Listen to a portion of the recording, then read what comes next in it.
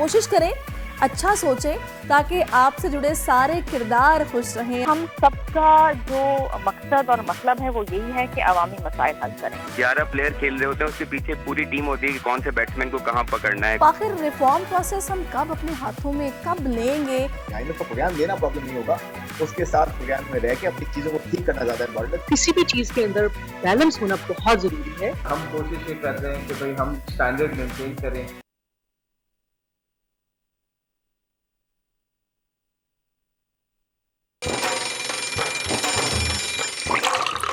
आजकल जिंदगी ही सुबह आउट ऑफ कंट्रोल है, दुनिया बोल है, मेरी दुनिया बोल है। अस्सलाम वालेकुम नाज़रीन, प्रोग्राम में आपको खुशामदीद कहेंगे। सुबह खैर, good morning and welcome to दुनिया बोल है। मैं हूँ आपकी मेज़बान सहरिश ज़ुहैब। और वो कहते हैं ना कि सोचों के बदलने से निकलता है नया दिन, सूरज के चमकने को सवेरा नहीं कहते। तो आज जनाब दुनिया भर में वर्ल्ड थिंकिंग डे यानी कि सोचने का आलमी दिन मनाया जा रहा है। और आज की अच्छी बात भी मैं आपके साथ कुछ इसी हवाले से शेयर करूंगी। वैसे ख़ुद के मुस्तकबिल को महफूज करने के लिए सोचना कोई बुरी बात भी नहीं है। कोशिश करें अच्छा सोचें ताकि आपसे जुड़े सारे किरदार खुश रहें। अपने इर्द गिर्द वालों का ख्याल रखें, उनके बारे में पॉजिटिव सोचें। और जब आप किसी और के लिए पॉजिटिव सोच कर थोड़ी एफर्ट करते हैं ना, तो आपके अपने कामों के लिए अल्लाह ताला आपकी मदद करता है। तो ये बड़ा अच्छा ये एक फेल है। अगर आप इसको अपनी ज़िंदगी में शामिल कर लेंगे, हमेशा पॉजिटिव रहें, नेगेटिविटी को अपने करीब ना आने दें। कुछ लिखें, कुछ पढ़ें तो पॉजिटिव पढ़ें और हमेशा अच्छा सोचें। सोचना बड़ा ज़रूरी होता है। हम लोग आमतौर पर पता नहीं क्यों अपने बारे में कम, दूसरों के बारे में ज़्यादा सोचते हैं। वो इस लिहाज से कि जो वो कर रहे हैं अपनी ज़िंदगी में शायद वैसा हम कर नहीं पा रहे। तो लिहाजा अगर अपने बारे में ये सोचेंगे कि मैं पहले क्या गलत कर रहा था, मैंने उसको कितना इम्प्रूव किया है या अपनी ज़िंदगी से उस नेगेटिविटी को कितना निकाल दिया है, ये सोचना बहुत ज़रूरी है। आप बहुत जल्दी अपने गोल्स को अचीव कर लेंगे। तो आज वर्ल्ड थिंकिंग डे है, तो इसी अच्छी सोच के साथ हमें आगे बढ़ना है। और अब शामिल करनी है बड़ी खबर। नून लीग और पीपल्स पार्टी में हुकूमत की तश्कील का फार्मूला तय पाने के बाद ओहदों की बंदरबांट। पंजाब और खैबर पख्तूनख्वा में पीपल्स पार्टी, बलूचिस्तान में नून लीग अपना गवर्नर लगाने की ख्वाहिशमंद। लगता है पीपी इक़्तिदार में आकर भी इख्तियार से दूर है। क्या हुकूमत और अपोजिशन दोनों का किरदार निभाएगी? कमतर मुआशी तरक्की, महंगाई, बेरोजगारी और तारीखी कर्जे। मुस्लिम लीग नून के लिए हुकूमत फूलों का हार नहीं, कांटों की सेज होगी। मुआशी बेहतरी के लिए आने वाली सरकार क्या मुश्किल फैसले उठा सकती है, ये जानेंगे आज के प्रोग्राम में। PSL में मुल्तान सुल्तान्स की सुल्तानी बरकरार, लाहौर कलंदर्स के हिस्से में एक और हार। बाबर 11 मुसलसल शिकस्त से 2-4, कोयटा ग्लैडिएटर्स और इस्लामाबाद यूनाइटेड आज टकराने को तैयार। और समझ कर समझ को समझूं, समझना भी एक समझ है। समझ कर जो ना समझे, मेरी समझ में वो भी ना समझ है। कुछ समझ आया तो गौर करें, आज गौर व फिक्र का आलमी दिन है। ये समझ अगर आपको भी समझ नहीं आई तो आपको समझना पड़ेगा। ये मुझे ऐसे लगा कि शायद मैं ना कुछ पहेली की तरह आपके सामने ये बात रख रही हूँ, लेकिन मैंने एंड में बता दिया कि समझ की बात इसीलिए की है कि आज समझ का दिन है, आलमी दिन है, वर्ल्ड थिंकिंग डे। तो इसी हवाले से आज हम बात करेंगे। कोई ना कोई एक्सपर्ट हमारे साथ होगा जो हमें राय देगा, गाइड करेगा कि ये अपनी समझ को हमने कैसे ठीक करना है। तो अब आते हैं जनाब अब तक की सबसे बड़ी खबर पर, सबसे अहम खबर पर। वो मामला जिसको लटकते लटकते 12-13 दिन गुजर गए, लेकिन अल्हम्दुलिल्लाह अब चीज़ें बड़ी क्लियर हैं। आम इंतखाबात के बाद मुस्लिम लीग नून और पीपल्स पार्टी ने मिलकर विफाक में हुकूमत बनाने का ऐलान किया है। दीगर सियासी जमातें भी हुकूमत बनाने की कोशिश में हैं। मुल्क में बनने वाली नई हुकूमत को जहां सियासी महाज पर बहुत सारे मसाइल का सामना करना पड़ेगा, तो उससे भी ज़्यादा उसे एक गंभीर मुआशी सूरत हाल का सामना होगा, जिसमें मुल्क की कमतर मुआशी तरक्की, महंगाई, बेरोज़गारी के साथ साथ एक बड़ा चैलेंज है जो कि मुल्क पर अंदरूनी और बैरूनी कर्ज़ों का बोझ है, जिसमें गुज़श्ता कुछ सालों की मैं बात कर लेती हूँ, बेपनाह इजाफा हुआ है। ऐसी सूरत हाल में मुस्लिम लीग नून की पॉलिसी क्या होगी, पीपल्स पार्टी इस सिलसिले में उनका किस हद तक साथ देने वाली है, इसी पर बात करने के लिए इस वक्त मुझे ज्वाइन कर चुकी हैं पीपल्स पार्टी की सीनियर रहनुमा है शर्मिला फारूकी साहिबा। शर्मिला साहिबा, बहुत शुक्रिया आपके वक्त and thank you so much कि आपने अर्ली मॉर्निंग हमारे लिए टाइम निकाला है। सबसे पहले तो मुझे बताइएगा वो क्या हिकमत अमली है जिसके तहत ये सोचा गया कि हमने पार्लियामान का हिस्सा तो बनना है लेकिन हुकूमत साजी में हमने मिनिस्ट्रीज नहीं लेनी, वजह क्या थी इसके पीछे? जी बहुत शुक्रिया। देखिए जी, पीपल्स पार्टी मुल्क के वसीतर मफाद में ये फैसला कर चुकी कि क्योंकि किसी के पास भी वो मैंडेट नहीं है कि वो अकेले हुकूमत साजी कर सके, और ऐसे माहौल में मजीद सियासी गैर इस्तेकामी बढ़ रही थी, माशी बदहाली अपनी जगह पर है, मुल्क के अंदर एक बेचैनी है, इलेक्शन खत्म हो चुके हैं, रिजल्ट आ चुके हैं, गो के सबको तहफ़्फ़ुज़ात हैं और हमें आगे की जानिब बढ़ना था। इस माहौल में जब PMLN ने हमें अप्रोच किया तो हमने यही फैसला किया CC के डिलिब्रेशन के बाद कि हुकूमत साजी में तो हम इनकी मदद करेंगे लेकिन काबीना का हिस्सा हम नहीं बनेंगे। अब इसकी 2-3 वजूहात ये हैं कि देखिए, माजी में हमारा जो एक्सपीरियंस था इनके साथ बैठने का वो बहुत ज़्यादा कोई कारआमद नहीं रहा, और दूसरी चीज़ ये है कि हमें मैंडेट भी नहीं मिला कि हम काबीना का हिस्सा बने। अवाम ने देखिए अपना फैसला किया है और अवाम ने हर जमात को वोट दिया है। किसी भी जमात को इतने नंबर्स नहीं मिले हैं कि वो अकेले सिंपल मेजॉरिटी के साथ अपना वजीर आजम चुन सके। हमने ये फैसला किया कि हम case to case basis PMLN की मदद करेंगे, चाहे वो मुल्क के मफाद में कोई लेजिस्लेशन हो या कोई ऐसी कोई पॉलिसी हो, उस पर हम देखेंगे। क्योंकि देखिए, पीपल्स पार्टी का एक अवामी मंशूर है, PMLN का अलग मंशूर है, उनकी आइडियोलॉजी मुख्तलिफ है, पीपल्स पार्टी की आइडियोलॉजी मुख्तलिफ है, तो अक्सर आपस में बैठ के कभी ना कभी फ्रिक्शन भी हो जाती है। सही। और इस फ्रिक्शन का इस फ्रिक्शन के ऊपर तहफ़्फ़ुज़ात का इज़हार हमारे मेंबरान ने सेंट्रल एग्जीक्यूटिव कमेटी के अंदर भी किया था। तो आई थिंक गोइंग फॉरवर्ड एक ऐसा वर्केबल फॉर्मूला हमने बनाया है जहाँ पर हम उनके साथ भी होंगे लेकिन जहाँ पर हम समझते हैं कि मुल्क के मफाद में काम नहीं हो रहा या अवाम जो है उसके ऊपर मजीद बोझ डाला जा रहा है, वहाँ पर हम अपनी आवाज़ भी उठाएंगे, एक कंस्ट्रक्टिव क्रिटिसिज्म भी करेंगे और कोशिश करेंगे कि हुकूमत को बावर कराएं कि वो अवामी मुआशी बहाली के ऊपर काम करे। सही। अच्छा शमीरा साहिबा, अब एक परसेप्शन है जो कि सियासी तज्ज़ियाकार भी बार बार ये बात कर रहे हैं कि शायद पीपल्स पार्टी एक फ्रेंडली ऑपोजिशन का किरदार भी साथ साथ अदा करने जा रही है, तो फिर क्या माहौल हमें देखने को मिलेगा? देखिए कि मैं समझती हूँ कि माहौल अच्छा साजगार होना चाहिए, क्योंकि हम सबका जो मकसद और मतलब है वो यही है कि अवामी मसाइल हल करें। देखिए, अवाम जब बाहर निकली 8 फरवरी को और उसने वोट डाला है तो उनका यही मकसद है कि अवामी नुमाइंदे पार्लियामान में आए और वो जो इस वक्त जो एक माशी बदहाली का हम शिकार हैं उसके अंदर बेहतरी लाएं, कुछ लोगों को रिलीफ मिले, कुछ महंगाई में कमी हो, बेरोजगारी में कमी हो, मईशत का पहिया चले, मुल्क तरक्की करे। ये हम सब का मकसद यही है। पाकिस्तान है तो हम हैं और हम में से हर कोई ये चाहता है।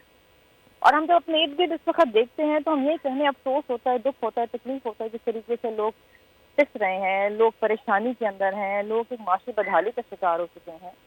ऐसे माहौल में हमें आगे चलना है और हमें एक दूसरे को समझा के, मदद करके, एक दूसरे का हाथ पकड़ के आगे लेके चलना है।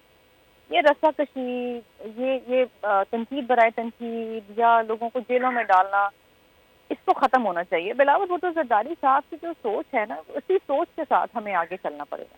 सही। अच्छा, इसमें शमीला साहिबा मुझे ये बताएगा कि हमें याद है जरदारी साहब का इंटरव्यू जो कि उन्होंने इलेक्शन से तकरीबन 2 महीने पहले दिया, जिसमें उन्होंने कहा कि मेरा ये जहन था कि बहुत वर्कहोलिक है शहबाज शरीफ, सुबह 8 बजे उठते हैं, रात को 9 बजे तक वो काम करते हैं, लेकिन बहुत डिफ़िकल्ट था इनके साथ चलना। कुछ फ़ैसले इन्होंने ऐसे किए जो मेरी बात भी नहीं मानी और उससे मुल्क को नुकसान हुआ। तो अब इस सिचुएशन में क्या ये बेहतर ऑप्शन नहीं था पीपल्स पार्टी के लिए कि वो प्रॉपरली फिर ऑपोजिशन में ही बैठती?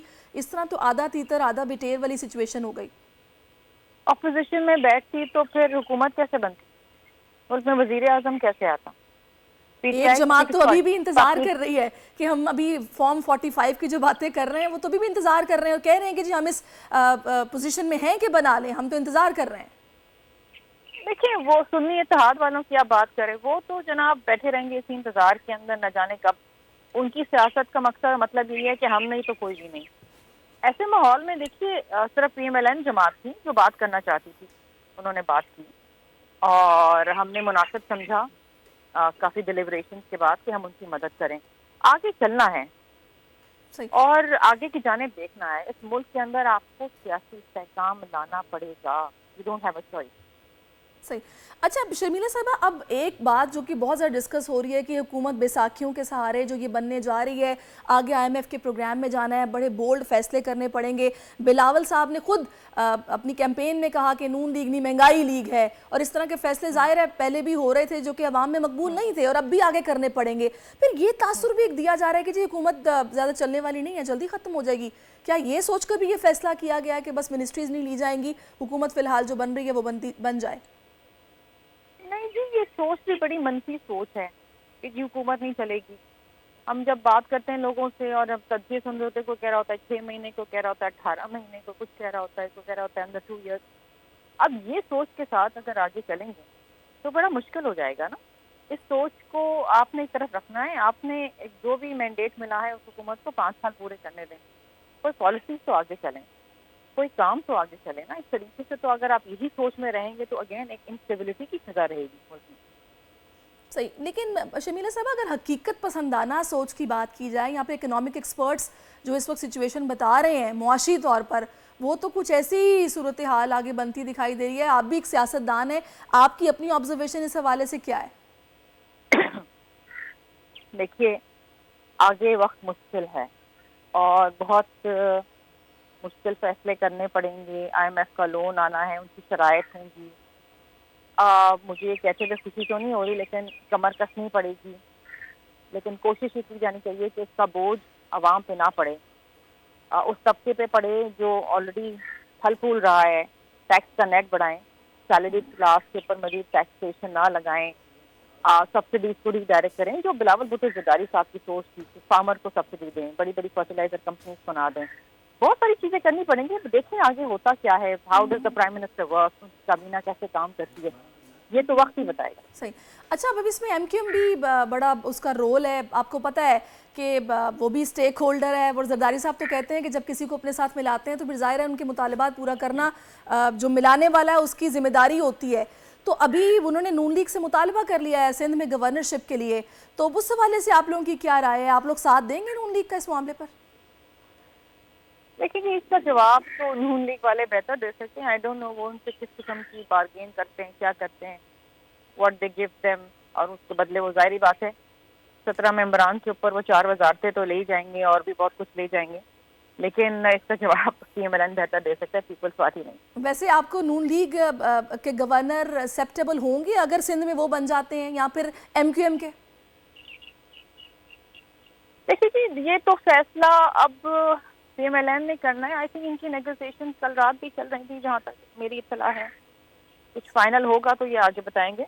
अब डिपेंड कि क्या करते हैं, गवर्नर किसका होता है, किसका नहीं होता, लेट्स सी। सही। अच्छा, पंजाब में आप लोग किसको लेकर आ रहे हैं, क्योंकि वहाँ पर यही बात हो रही है कि गवर्नर फिर पीपल्स पार्टी से होंगे? जी बिल्कुल, लेकिन इसका फैसला अभी तक हुआ नहीं है। इसका फैसला अगेन लीडरशिप करेगी, पहले हुकूमत बन जाए, ये तो सेकेंड फेज की बात है। अच्छा शर्मिला साहब, वैसे मैं थोड़ा सा आपसे ये जानना चाहूँगी कि वर्किंग कोऑर्डिनेशन आप किस किस्म की देख रही हैं? SIFC भी है, उसका क़याम ज़ाहिर बहुत ज़रूरी था, उसने बड़ा संभाला दिया मईशत को इस इंटरम सेटम से पहले भी और उसके दौरान भी। तो इस हवाले से भी बड़ी बातें हो रही हैं कि भी सियासत में कहीं सियासतदान पॉलिटिशियंस हेजिटेट ना करें, इनकी कोऑर्डिनेशन का चलना भी बहुत ज़रूरी होगा। तो इस हवाले से क्या माहौल आप एक्सपेक्ट कर रही हैं? देखिए, we have a coordination committee जो अभी भी मुज़ाकरात करके उन्होंने हर चीज़ फाइनल करके लीडरशिप को बताई है, और आई थिंक आगे भी ये कोऑर्डिनेशन कमेटी चलेगी। और पर्सनल रिलेशन, देखिए पीपल्स पार्टी तो हमेशा कंसेंसस पॉलिटिक्स की बात करती है। हमने तो ये जो कमेटी बनाई थी तो सबसे बात करने को तैयार थी, इंक्लूडिंग सुन्नी तहरीक, सुन्नी इत्तेहाद। लेकिन बात ये है कि अगर सामने वाला रिजिड हो जाए, वो बात करने को तैयार ना हो और वो सिर्फ अना की सियासत करे, तो वो तो फिर उनका मसला है, हमारा मसला नहीं है।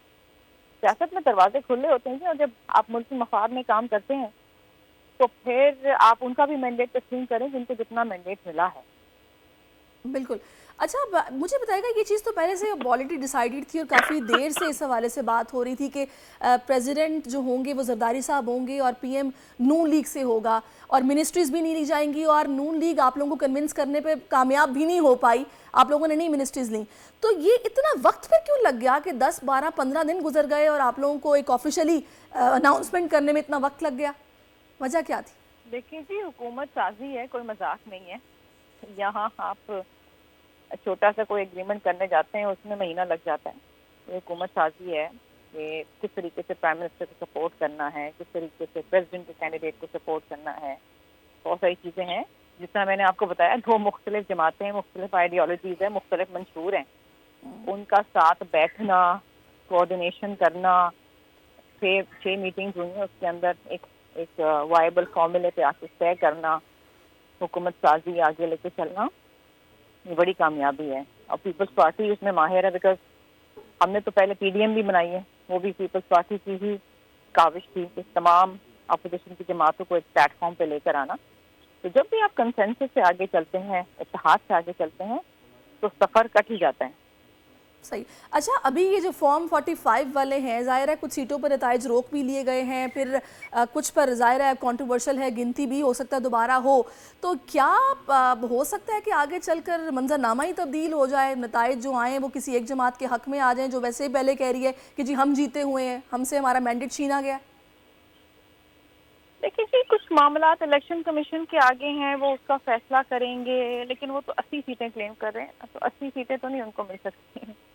क्लेम करने को तो मैं पूरा पाकिस्तान क्लेम कर लूँ, लेकिन इसका मतलब ये थोड़ी है कि मुझे मिल जाएगा। वो तो समझते हैं कि उनके अलावा कोई जीता ही नहीं है। KPK के अंदर वो जीत गए हैं तो वो समझते हैं वहाँ धांधली नहीं हुई है, लेकिन बाकी जिस सूबों में वो हारे हैं वो समझते हैं वहाँ सारी धांधली हुई है, सारी सीटें उनकी हैं। तो सोच पे तो किसी का पहरा नहीं है ना, लेकिन अगेन एक प्रोसेस है, उस प्रोसेस से उनको गुजरने में। सही। अच्छा, एक आखिरी सवाल बस आपसे करूंगी, मैं आपका ज़्यादा टाइम नहीं लूँगी। मौलाना साहब PDM 1 के सरबराह थे और बड़े वो रूहे रवां उसके रहे हैं, तब बिल्कुल साथ साथ थे। क्या वजह है कि इस बार नून लीग ने भी उस तरह से उनकी नाराज़गी दूर ना की?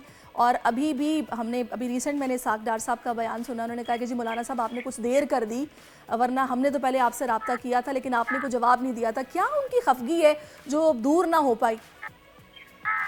देखिए, उनकी खफगी तो प्रॉब्लम ये है कि वो इलेक्शन हार गए हैं, और वो इलेक्शन हारे हैं खैबर पख्तूनख्वा में PTI से, लेकिन PTI के साथ वो बैठ के बात कर रहे हैं। हमारे लिए काबिल एहतराम है, मौलाना साहब आज नहीं तो कल आ जाएंगे हमारे साथ।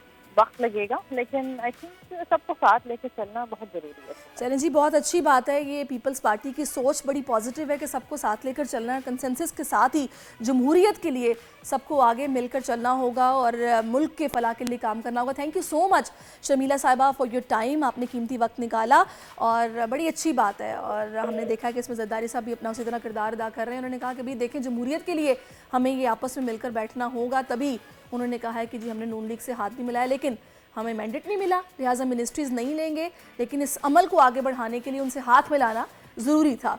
तो ये सारी सूरत हाल है। वो अलग बात है कि जो पहले इनका एक्सपीरियंस रहा है वो अच्छा नहीं रहा। और हमने तो खुर्शीद शाह साहब का आपको ट्वीट भी वो याद होगा नून लीग के हवाले से कि जब बात इनके आती है गले तक तो फिर ये हमारे घुटने पकड़ लेते हैं, वैसे ये हमारे गिरेबान पे होते हैं। और फिर शहबाज शरीफ साहब की भी बड़ी इस तरह के स्टेटमेंट्स हैं, लेकिन फिर वही बात होती है कि जिस सियासत में इस तरह की बातें होती हैं, लेकिन सभी स्टेक होल्डर्स को एक जगह पर आके बैठना पड़ता है मुल्क की फलाह के लिए, अवाम के मुक़द्दर के बेहतरीन फ़ैसलों के लिए, तो वही किया जा रहा है। अभी जनाब हमें प्रोग्राम में एक ब्रेक शामिल करना है, ब्रेक के बाद वापस आते हैं। Stay with us.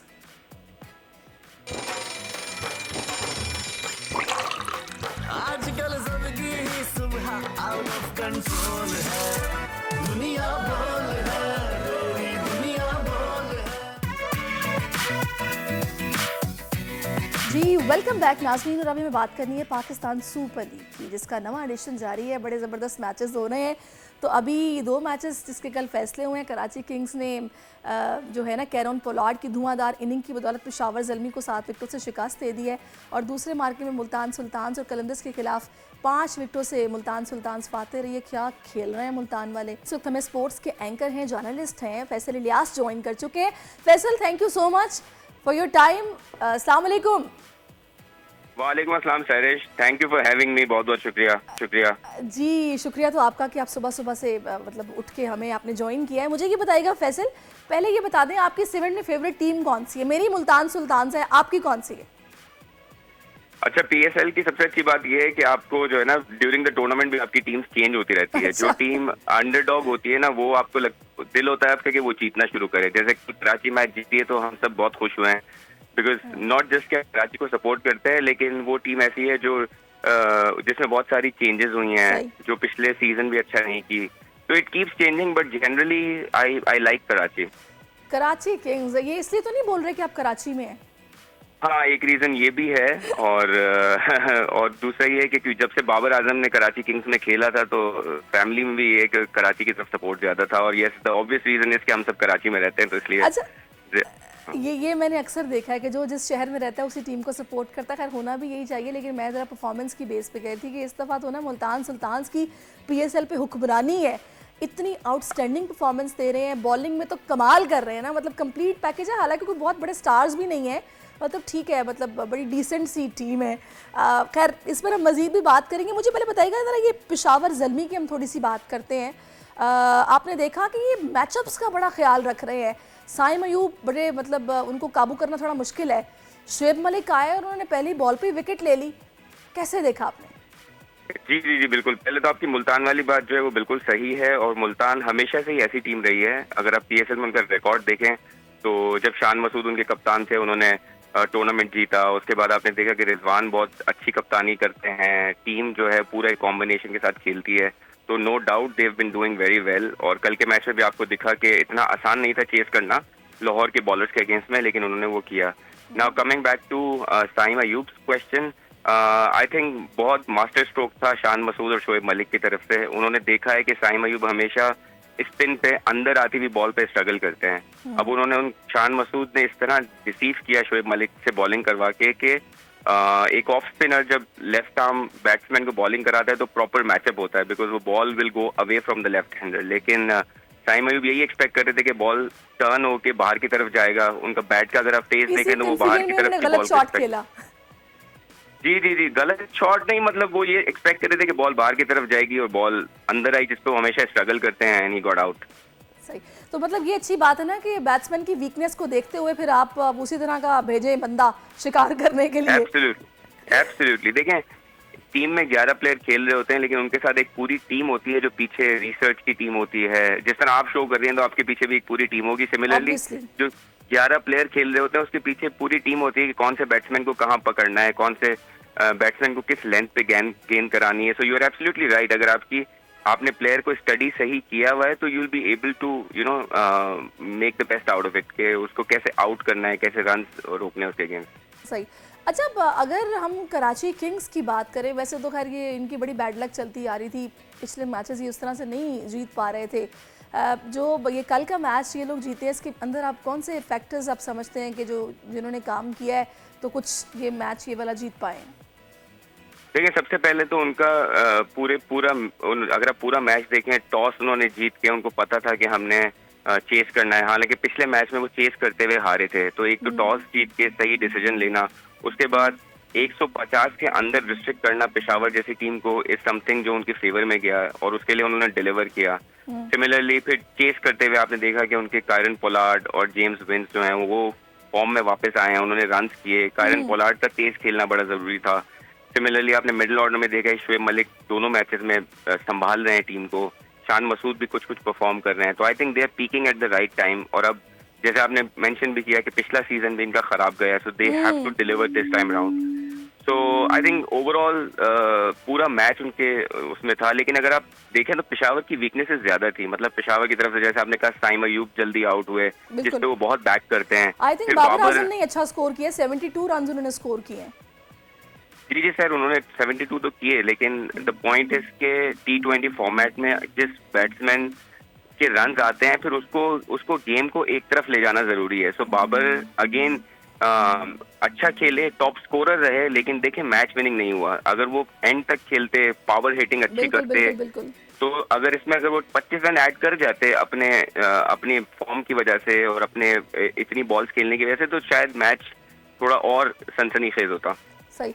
अच्छा, मैं लाजमी बात करूंगी मीर हमजा की और हसन अली की। 3-3 विकेटें इन्होंने ली हैं, बॉलिंग अच्छी की है। No doubt. देखें, द पॉइंट इज कि मीर हमजा इज समबडी जिन्होंने फर्स्ट क्लास में परफॉर्म किया हुआ है। वो मंझे हुए खिलाड़ी हैं, वो 4 डे क्रिकेट खेलते हैं।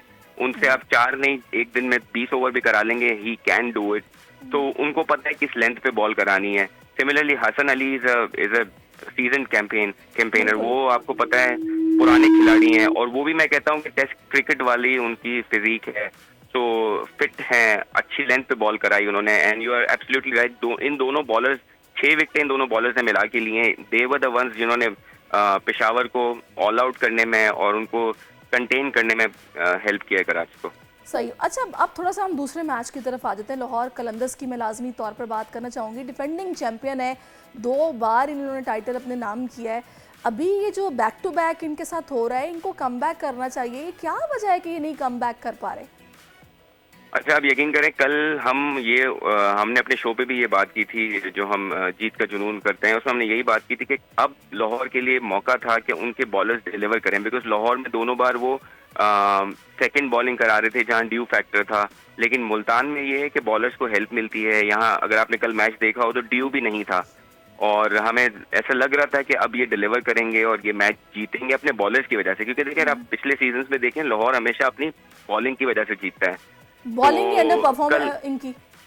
जी, तो आप हारिस रऊफ को देखें, शाहीन शाह ने तो चले बहुत बेहतर बॉलिंग की, हारिस रऊफ और जमान जो है वो दोनों अभी भी स्ट्रगल कर रहे हैं। बिल्कुल। तो लाहौर के लिए इन बॉलर्स का डिलीवर करना बहुत जरूरी है, क्योंकि मिडिल ओवर में आपके पास राशिद खान नहीं है और सिकंदर आए हैं जिम्बाब्वे से, लेकिन वो भी डिलीवर नहीं कर पा रहे। So I think very very unfortunate कि कल लाहौर की परफॉर्मेंस वैसी नहीं आए, वो मैच हारे। सिमिलरली फील्डिंग पे हमने बड़ी बात की है लाहौर की। कल भी हमने देखा कि फखर जमान ने जिस तरह की बाउंड्रीज छोड़ी हैं, जिस तरह कीपिंग है उनकी, साहबजादा फरहान से वो कीपिंग कराते हैं, ऑल्दो कल थोड़ी बेहतर थी। तो ये वो चीजें हैं जो लाहौर को देखने की जरूरत है। बात आप कर रहे हैं इसमें फैसल, थोड़ा सा मैंने कल ये डिस्कस किया था कि हम लोग इस इवेंट में देख रहे हैं कि 15 से ज़्यादा कैचेस जो ड्रॉप हो चुके हैं, और वो इंटरनेशनल प्लेयर्स नहीं है, पाकिस्तानी ही प्लेयर्स हैं जिनसे ड्रॉप हो रहे हैं। इसकी क्या वजह है कि इतने कैचेस एक हफ्ते में इन्होंने ड्रॉप किए हैं? 15 से ज़्यादा हो गए। तो इसकी बहुत सारी रीजंस हैं। बेसिकली आपके बहुत सारे प्लेयर्स हैं जो क्रिकेट नहीं खेल रहे, और बहुत सारे प्लेयर्स हैं जो T20 लीग ही खेल रहे हैं। तो आपके पाकिस्तानी बहुत सारे प्लेयर्स अगर आप देखें तो अचानक से जो है वो लीग, जैसे मोहम्मद आमिर की बात करें या इमाद वसीम की बात करें, they were not playing competitive cricket. वो जब 2-3 महीने के गैप के बाद आते हैं तो they have to undergo a lot of practice. अब वो प्रैक्टिस कर पाते हैं नहीं कर पाते इज अ क्वेश्चन। आपने देखा होगा इस्लामाबाद के मैचेस में इमाद वसीम ने 1 से ज्यादा कैचेस छोड़े हैं। मतलब आप you can't expect this from a player जिसने इंटरनेशनल क्रिकेट खेली हो। Absolutely. फिर आपके यंग प्लेयर्स हैं, आपने खुशदिल शाह को देखा कि एक ही पोजीशन पे 2 कैचेस, एक ही तरह के 2 कैचेस छोड़ना, दैट इज अनएक्सेप्टेबल। लेकिन हो रहा है पाकिस्तानी प्लेयर्स की तरफ से। दूसरी तरफ एक प्रॉब्लम ये भी है कि अच्छा लगता है स्क्रीन पे कि कैचेस छोड़ने पे कप्तान जो है जाके गले लगाता है, लेकिन आप यकीन करें, हम जो थोड़ी बहुत गली में भी क्रिकेट खेलते हैं तो अगर कैच छूट जाए तो कप्तान हमें सुनाता है, और उसके बाद आप दूसरे कैच पे बहुत सीरियस हो जाते हैं।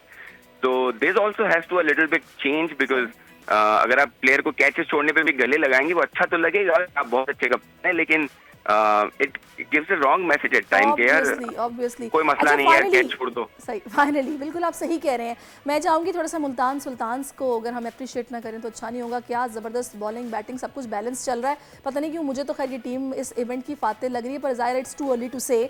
कुछ कहेंगे? जी, आप कह सकते हैं। देखिए, जो टीम अच्छा कर रही होगी उसी को आप एक्सपेक्ट करेंगे कि वो जीतेगी टूर्नामेंट। पिछले साल भी हमने देखा कि किस तरह वो लाहौर से फाइनल हारे थे, पूरा टूर्नामेंट उन्होंने डोमिनेट किया था। इस साल भी उन्होंने डोमिनेटिंग स्टाइल में स्टार्ट किया। देखिए, एक चीज मुल्तान में आप देखें, बड़ा अच्छा जेल करते हैं उनके सारे प्लेयर्स, और मुश्किल वक्त में वो डिलीवर करते हैं बिकॉज वो जेल अच्छा करते हैं। और आपने देखा होगा पहला मैच जीतने के बाद किस तरह मुल्तान सुल्तान के ओनर्स ने आफ्टर द मैच सारे प्लेयर्स को अप्रिशिएट किया। That also helps the team perform well in the ground. कि आप ओवरऑल आपका जो इकोसिस्टम जो है ना टीम का, वो बहुत अच्छा होना चाहिए। जबरदस्त, ऐसा ही है। Thank you so much Faisal for giving us your time. बहुत अच्छा लगा आपसे बात, और इंशाल्लाह बात होती रहेगी। अब हम आगे बढ़ेंगे क्रिकेट से और बात करेंगे पाकिस्तान में 8 फरवरी 2024 को होने वाले आम इंतखाबात के बाद मुस्लिम लीग नून और पीपल्स पार्टी ने मिलकर विफाक में हुकूमत बनाने का ऐलान किया है, जबकि दीगर सियासी जमातें भी हुकूमत बनाने की कोशिश में हैं।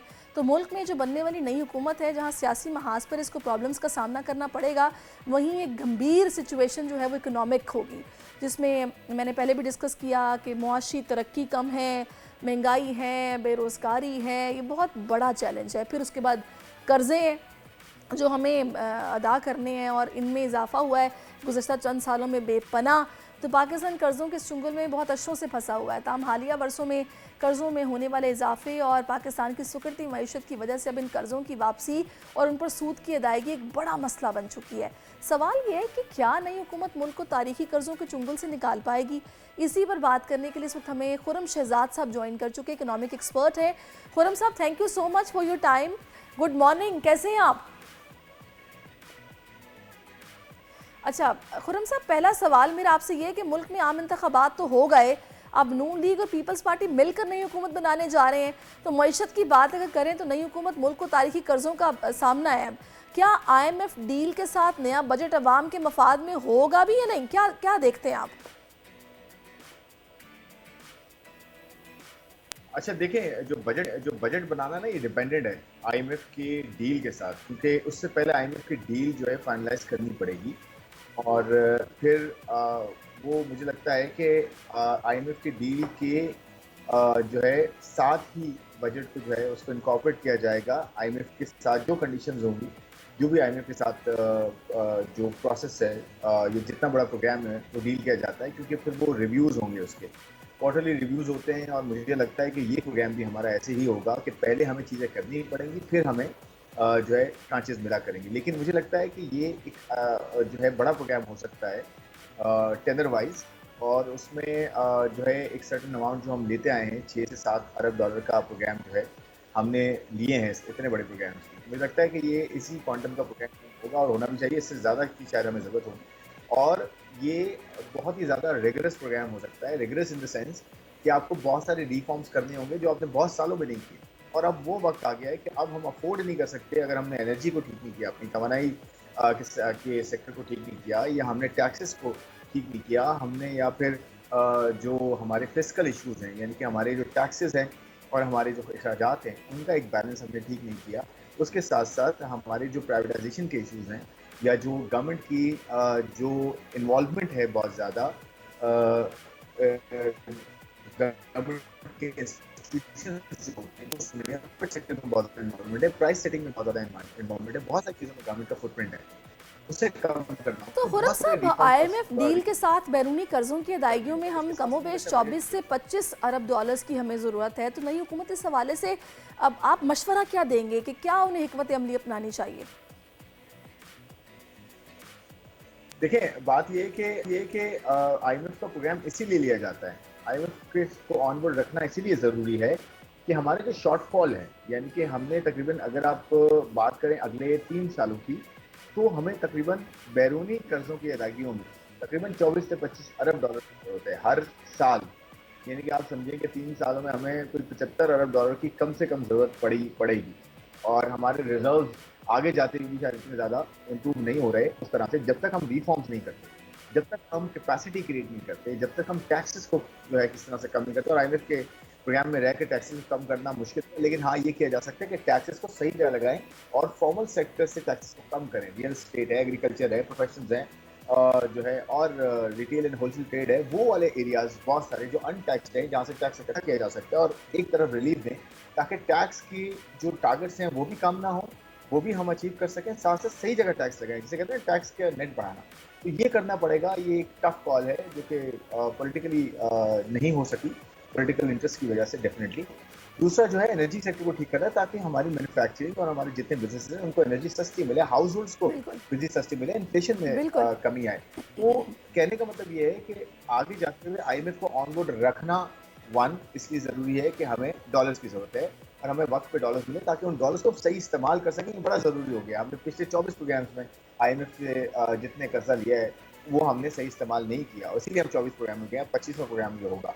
तो मेरे ख्याल में IMF के साथ जो है वो डील करना इंपॉर्टेंट है, और IMF को ऑनबोर्ड रखना इंपॉर्टेंट है 2-3 साल, ताकि हमारी जो रिक्वायरमेंट्स है ना डॉलर की रीपेमेंट्स की, इनको ठीक किया जा सके। एक और बड़ा अच्छा पॉइंट मैं यहाँ पे ऐड करूँगा, जो कि बात हो रही है, वो है रीप्रोफाइलिंग की या रीस्ट्रक्चरिंग की। मेरे ख्याल में रीस्ट्रक्चरिंग बात का स्टेप है, रीप्रोफाइलिंग में कुछ ना कुछ हमें करना पड़ेगा, या हमें जो बाहर के लेंडर्स हैं हमारे, यानी कि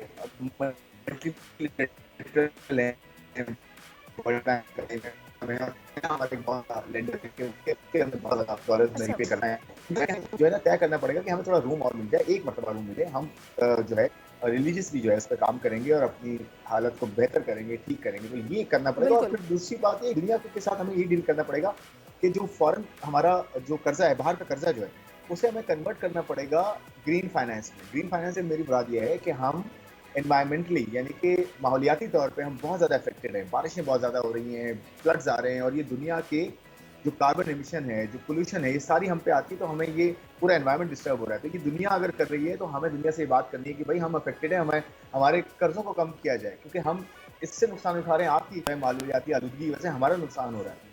तो ये भी हमें बात करनी पड़ेगी। तो बहुत सारे सॉल्यूशंस बिल्कुल आपने ठीक कहा है। अच्छा खुर्रम साहब, मुल्क में पहले ही गैस और बिजली महंगी है, और अगर नई हुकूमत ने एक बार फिर IMF से पैसे लिए तो मतलब मजीद अवाम पर टैक्स की भरमार होगी। तो आखिर रिफॉर्म प्रोसेस हम कब अपने हाथों में कब लेंगे कि चीज़ें जो हैं वो बेहतरी की तरफ जाएं?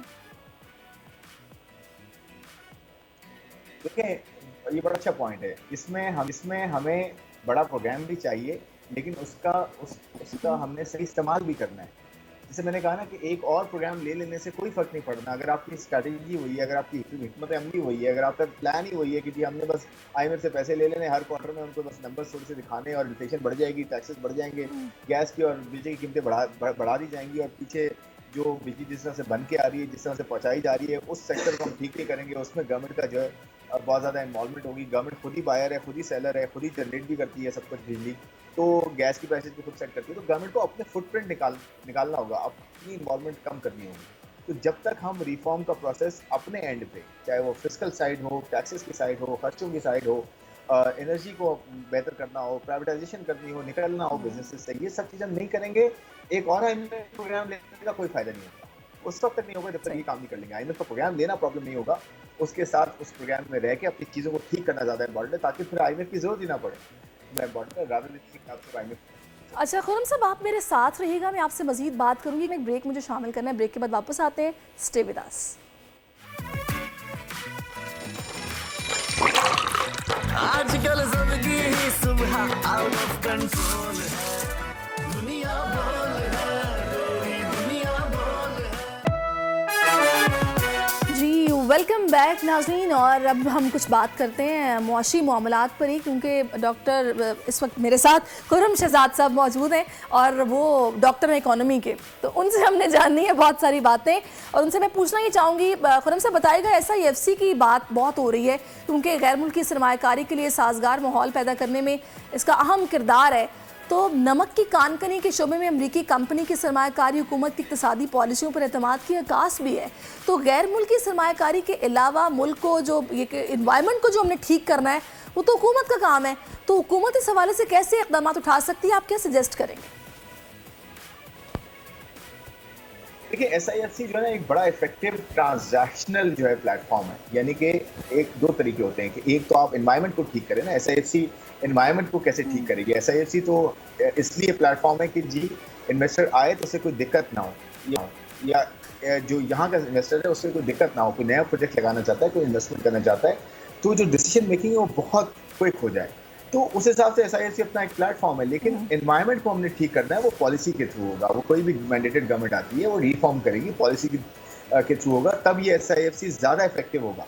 SIFC जैसे प्लेटफॉर्म उस वक्त ज़्यादा इफेक्टिव होंगे, ज़्यादा बेहतर प्रोडक्टिविटी दिखा सकेंगे, जिसमें आपके यहाँ इकोसिस्टम, आपका इकोनॉमिक सिस्टम आपका पूरा जो है वो बेहतर होगा, वो एनवायरनमेंट जो है ना फिजिबल होगा, कॉस्ट ऑफ डूइंग बिजनेस, कारोबार करने की जो कॉस्ट है वो नीचे जाए, आपके यहाँ टैक्सेस को जो है वो सही जगह लगना चाहिए, और फॉर्मल सेक्टर से टैक्सेस को कम होना चाहिए, ताकि इन्वेस्टमेंट आए आपकी कंट्री में। उसके बाद फिर ह्यूमन रिसोर्स को डेवलप करना है आपने, सबसे बड़ी बात जो हम बहुत ज़्यादा जो है वो भूल जाते हैं, हम बहुत ज़्यादा इग्नोर कर देते हैं।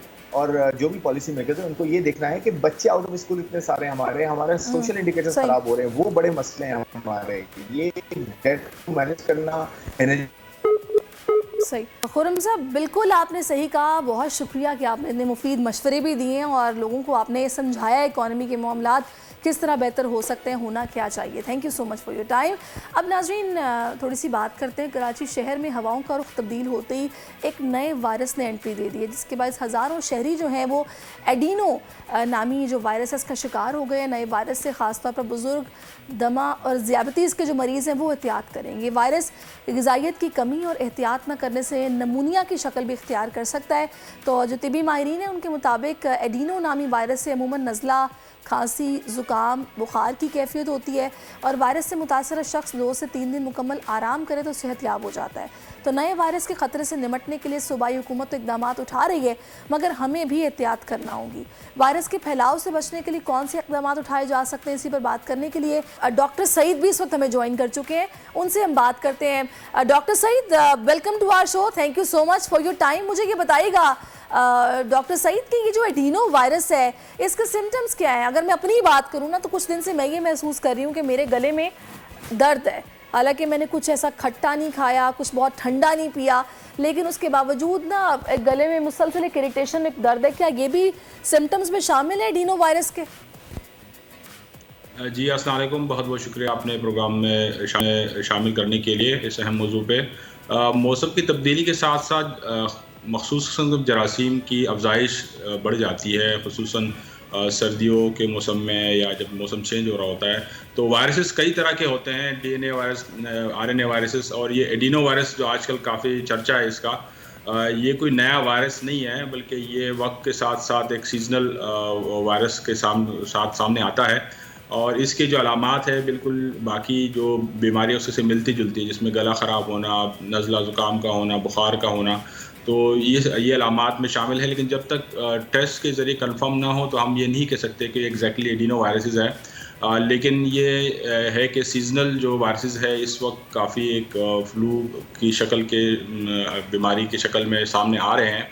तो इन तमाम बीमारियों के और जो वायरल इन्फेक्शन है इनका यही एक इलाज है। और हमें जो SOP सीखी है कोविड में पर्टिकुलरली, कि हमने अपने जो आसपास है उसको साफ़ रखना है।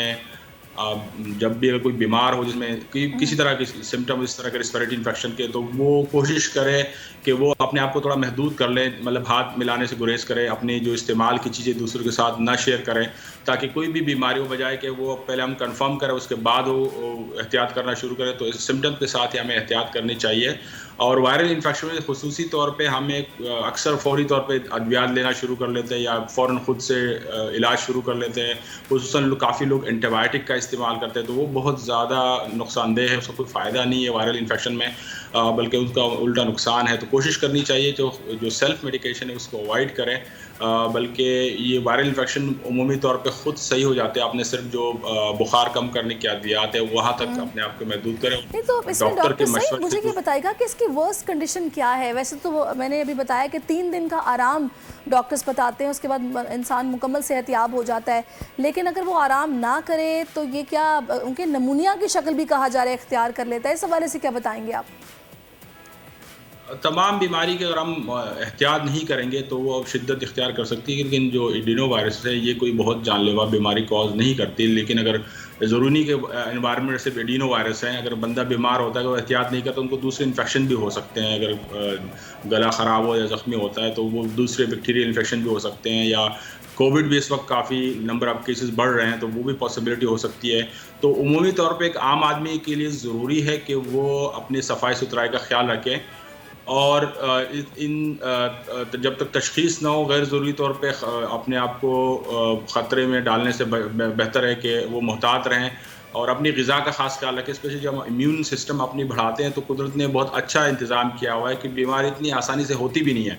अगर होती है तो अल्लाह ने इस तरह मुदाफ़ती निज़ाम रखा कि वो ख़ुद ब खुद उसको टैकल कर लेती है। अगर हम अपने इम्यून सिस्टम को इंटैक्ट रखें और अपनी जो ग़िज़ाएँ और वर्जिश सही, फ्रूट हैं इस वक्त मौसमी या सब्जियां, उनका इस्तेमाल करते हैं, उससे हमारा इम्यून सिस्टम बेहतर हो जाता है और वो खुद ही हमारी जो बीमारियां हैं उसको टैकल कर लेती हैं। जब भी अगर अद्वियात लेनी हो तो डॉक्टर के मशवरे से लिए जाए और गैर ज़रूरी जो है अद्वियात से इज्तिनाब करना चाहिए।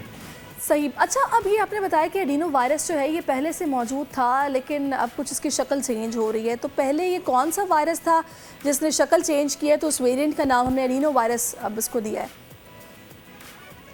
एडिनो वायरस एक पुराना वायरस है जो कि जिस तरह हमारे पास बाकी वायरल इन्फेक्शंस आते रहते हैं मौसम के साथ, क्योंकि इसमें मौसम के चेंज के साथ इनकी ट्रांसमिशन बढ़ जाती है और इसलिए फिर ये थोड़ा सा वबाई शक्ल इख्तियार कर लेता है।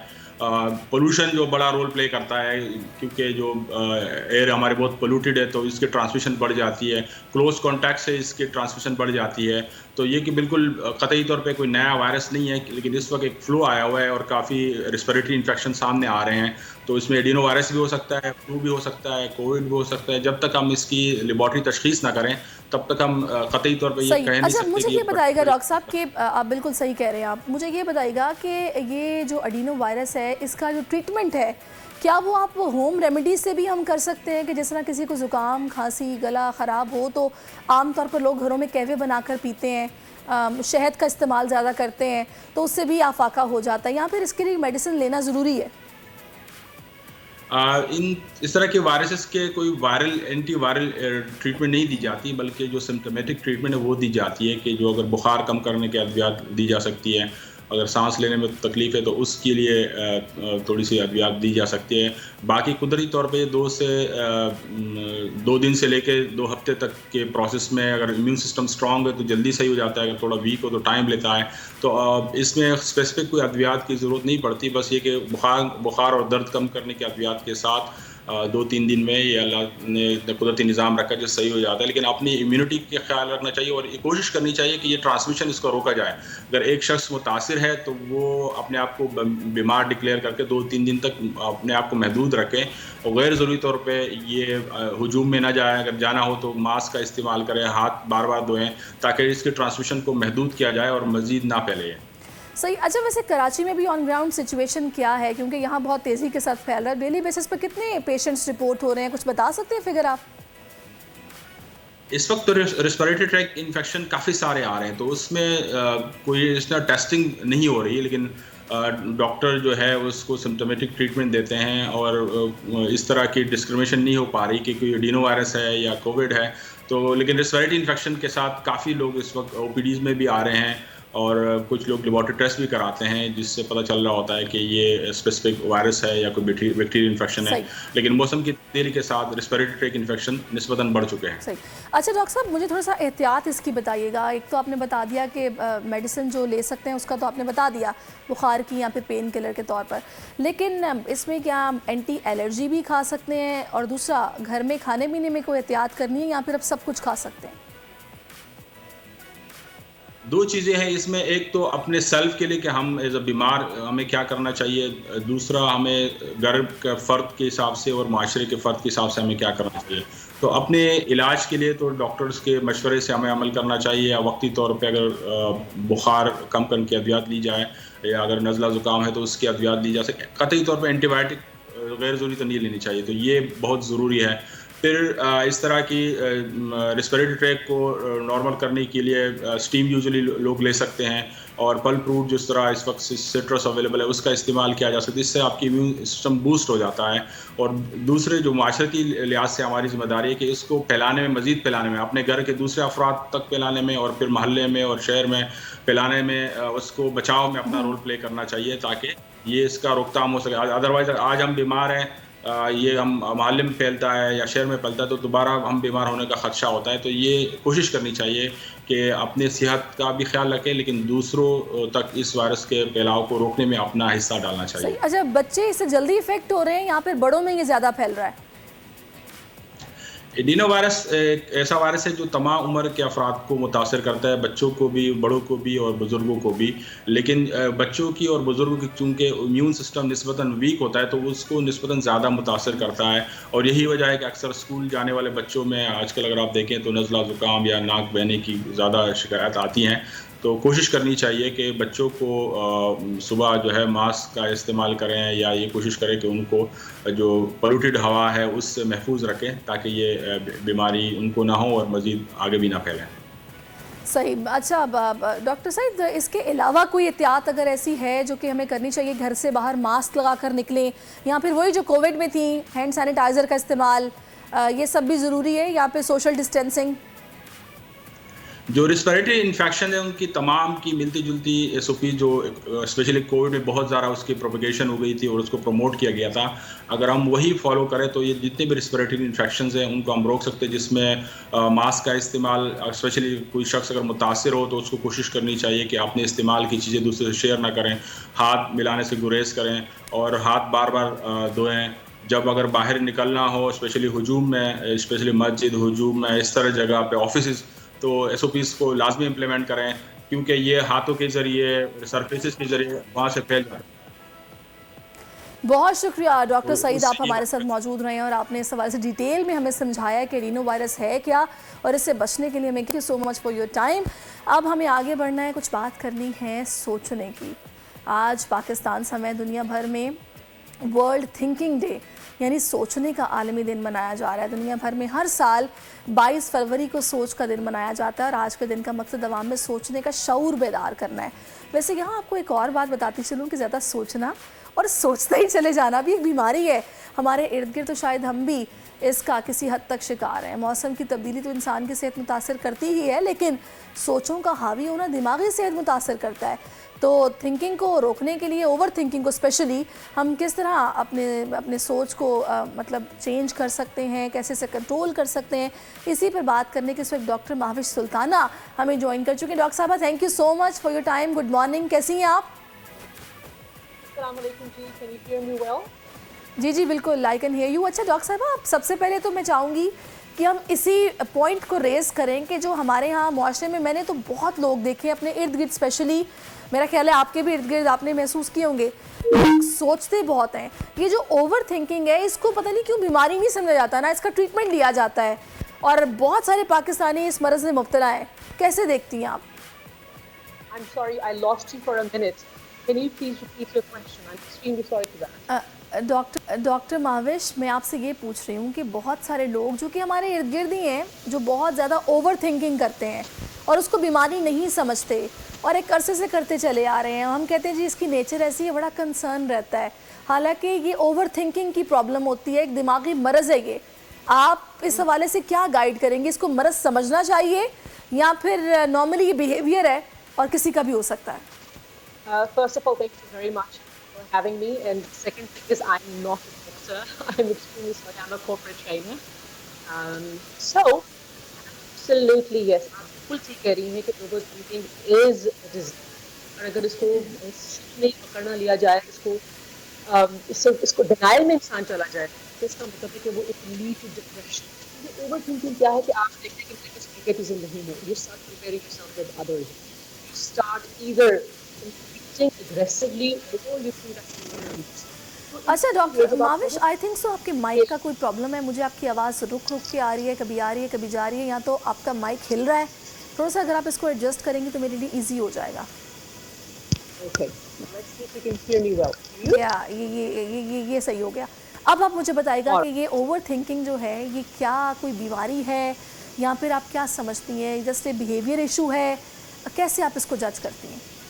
देखिए, कोई भी चीज़ अगर हम उसको बिहेवियर इशू से भी स्टार्ट करें तो it will lead to a disease that can be physical और मेंटल। ठीक है, अगर आप मेंटली फ्रेश नहीं हो और आप किसी चीज़ को कुक कर रहे हो ज़्यादा, अगर ऐसे ही ना आप खाना अगर आपने ओवर कुक कर दिया है, ज़्यादा पका दिया, तो जला दिया, तो वो कोई नहीं खाएगा, या वो खाएगा तो बदमज़गी होगी उसके अंदर। तो ऐसे ही किसी भी टॉपिक को, किसी भी इशू को लेकर आप ओवर थिंकिंग कर रहे हो, इसका मतलब है कि आप उसको खराब कर रहे हो, या तो आप डिप्रेशन में चले जाओगे, आप मेंटली फिजिकली इल होना शुरू हो जाओगे, because you start competing yourself with others, you think that you are a loser, you start comparing yourself with others rather, और उस कंपटीशन में या तो आप एग्रेसिव हो जाओगे, you go for short fixes, या फिर आप कहोगे कि अच्छा मैं तो कर ही नहीं सकती, and I am good for nothing. So in any way overthinking is a serious problem which can lead to issues. किसी भी चीज के अंदर बैलेंस होना बहुत जरूरी है। Thinking is important. Critical thinking is extremely important, but overthinking definitely can lead to something. जो मैंने समझा है, मैं चाहूँगी थोड़ा उस पर आप भी रोशनी डालेगा। ये जो आज हम वर्ल्ड थिंकिंग डे मना रहे हैं, वेरी सॉरी, अभी हमने एडिनो वायरस का जिक्र किया है, तो मुझे लग रहा है कुछ असरात इस तरफ भी आ रहे हैं। अच्छा, मुझे ये बताइएगा कि देखिए, एक तो ये world thinking day, that means कि हमारी ऑब्जर्वेशन इस तरह की होनी चाहिए कि हम नेचर को समझें कि खुदा की जो मखलूक़ात हैं या जो कुदरत है उसको समझें कि हमारे लिए क्या क्या तोहफे हैं। सेकेंडली, अच्छा क्या है, बुरा क्या है, इसको सोचने समझने की सलाहियत हमें होनी चाहिए। दैट्स वाई हम इस अवेयरनेस को फैला रहे हैं कि भाई इन चीज़ों को समझो, देखो। लेकिन जो चीज़ कंसर्निंग है वो मैंने ओवर थिंकिंग की बात की, जो हमारी पर्सनल लाइफ में है, जो नॉन इश्यूज़ को इश्यूज़ बनाते हैं। मुझे कोई टिप देंगी आप कि ये इन नॉन इश्यूज़ को हम लोग जो इश्यूज़ बनाते हैं इसे कैसे कंट्रोल किया जाए? और जो वर्ल्ड थिंकिंग डे पे हमारा मैसेज है, क्या मैंने सही डिलीवर किया कि वाकई नेचर को समझना, अच्छे बुरे की तमीज़ करना, इस पर सोच समझ रखना, ये हम चाह रहे हैं कि लोग समझें। अच्छा, आपने ये पहली बात कही कि आपने मैसेज सही डिलीवर किया है कि नहीं किया। इस ईयर का जो थीम है वर्ल्ड डे थिंकिंग का, वो है our world our thriving future. आपका फ्यूचर तभी बनेगा अगर आप पॉजिटिव हैं, अगर आप ओवर थिंकिंग नहीं कर रहे हैं, आप मेंटली और फिजिकली हेल्दी। आपने सब पूछा तो एक जो ऑन स्पॉट ऑन टिप मैं आपको दे सकती हूँ, वो है the attitude of gratitude. If we have the attitude of gratitude, if you look around us and look within us and see and understand and identify कि कौन-कौन सी blessings हैं जो करोड़ों में नहीं और हम में है, वो बहुत छोटी सी है लेकिन उनका मैग्नीट्यूड, उनका इम्पैक्ट कितना बड़ा है हमारे ऊपर। तो हम बहुत सारी चीजों के ऊपर ओवर थिंकिंग करने से रुक सकते हैं। सेकेंड टिप, बहुत ज्यादा लोग इसलिए ओवर थिंक कर रहे होते हैं क्योंकि वो उनको लग रहा है कि वो ग्रो नहीं कर रहे, ठीक है ना, वो एक्सपैंड नहीं कर रहे। बहुत ज्यादा लोग बहुत जल्दी तरक्की कर रहे हैं, उसको पैसे मिल रहे हैं, उसकी प्रमोशंस हो रही हैं, यार उसने कल स्टार्ट किया था बिजनेस और अब उसका इतना आगे चला गया, मैं तो पिछले 5 साल से लगा। सबसे बड़ा problem give you the example of bamboo. Bamboo का जो है ना पौधा, वो साल हर साल अपनी रूट्स बनाता रहता है, और जब वो निकलता है तो वो तेजी जमीन से, आपको पता है कि कितना ऊंचा जाता है। So when you are actually not growing, you think you are not growing, actually you are growing. Roots इतनी सॉलिड आपकी बेस बन रही होती है, ताकि फिर उसके बाद आपका जब ग्राउंड प्रिपेयर हो जाए तो आप तरक्की करें। तो attitude of gratitude and this example of a bamboo plant, I think अगर हम दो चीजों को अपने जहन में रखें तो हम ओवर थिंकिंग काफी हद तक ओवरकम कर सकते हैं। सही। लेकिन इसमें डॉक्टर महाविश एक चीज़ और भी है, हमारे यहाँ एक प्रॉब्लम ये भी है कि हम लोग ना ओवर थिंकिंग के जो भी आपने बताए ना कि इफेक्ट्स फिर जो होते हैं, हम डिप्रेशन में चले जाते हैं। हमारे यहाँ ओवर थिंकिंग करने वाले बंदे को ना रोका जाता है, ना उसको पहले से मतलब प्रिएम्प्ट करके नहीं बताया जाता कि भाई तुम बीमारी की तरफ जा रहे हो, अभी से अपना इलाज करा लो। हम उसको कहते हैं काउंसलिंग करके घर वालों की समझाने पे समझ जाएगा, इसे किसी मेडिकेशन की ज़रूरत नहीं है, और उसको उसके हाल पे छोड़ देते हैं, जिसके बाद वो डिप्रेशन में चला जाता है। ये चीज़ें बड़ी इंटरलिंक्ड है आपस में, तो इस हवाले से लोगों को समझना कितना ज़रूरी है, इस पर आप क्या बात करेंगे? देखिए, ये काम स्टार्ट होगा पेरेंट्स से। अगर पेरेंट्स अवेयर हैं, पेरेंट्स कैसे अवेयर होंगे? नाउ इसके अंदर मीडिया अपना रोल प्ले कर सकते हैं। जैसे आपने इस टॉपिक को लिया, आपने समझाया लोगों को, अभी जो लोग सुन रहे हैं, so maybe they will consider कि अच्छा मेरे घर के अंदर ये फर्ज जो है ओवर थिंकिंग की तरफ जा रहा है, तो मैं इसको अभी पकड़ लूँ। So we need to create awareness in parents and in teachers, in schools, in all the influencers, ठीक है। और उससे आगे बात बढ़ेगी कि वो फिर अपने बच्चों में, अपने यूथ में, अपने स्टूडेंट्स में और अपने सराउंडिंग्स में ऐसे तमाम लोग जो कि इसका शिकार हैं, उनको आइडेंटिफाई करके उनको गाइड कर सकेंगे। पॉइंट इज कि शायद मुझे कुछ साल पहले ओवर थिंकिंग का पता ही नहीं था। When I studied and I heard somebody like you people talking and I got it, और फिर मैंने उस पर पढ़ना शुरू किया। So awareness create करना through media, social media, through parents and seminars is very important. सही। अच्छा, इसमें doctor Mahavish there is a lot to talk about in this subject, तो मैं आपसे इस पर और भी बहुत सारी बातें करने वाली हूँ, लेकिन मुझे एक छोटे सा ब्रेक प्रोग्राम में शामिल करना है, उसके बाद वापस आते हैं। Keep watching us. आजकल जिंदगी ही सुबह आउट ऑफ कंट्रोल है, दुनिया बोल है, मेरी दुनिया बोल है।